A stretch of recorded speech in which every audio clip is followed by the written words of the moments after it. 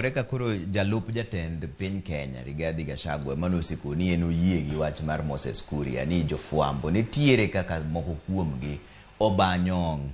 Bendire adieri wacho. Onge adiera ni kajan nikech wasebedo kwa penjo gi niya. Kata mane barua manwa golo kawuono. Kata kanyalo bedo ni nitiere jofuambo mobanyong magiwachogo. To nitiere doho miluongo ni Media Complaints Commission. Gibi kanyo, ginyiso ni Eric Oduor wan gi report ni ibayo nyong uchuli gi Azimio mondo iketh nying sirkal. To gikelo evidence, gikelo proof ting'iyo. Ko yude na adiera ni Eric Oduor in ga jafuambo gi keyo iketho chik nikech wan gi chik wa monego bed watigo code of conduct. Iketho chik to bende kaona hatua moloyo goyo koke ndara.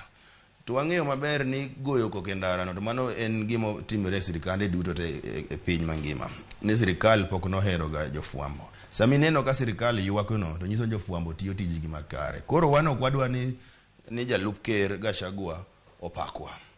Wan gimo wacho ni giwewa watitijwa nikech samoro gik ma giwacho go nyalo miyo jogo ma ogeno kuom gimo luongo ni supporters nyalo koro chako manyo jofuambo kuonde duto ma gitiye nikech jofuambo gimende gidak e oganda.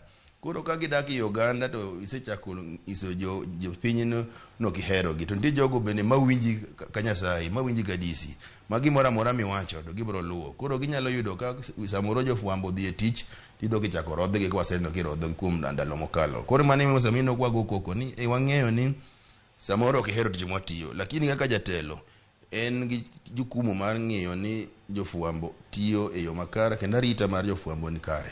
Dire gimoro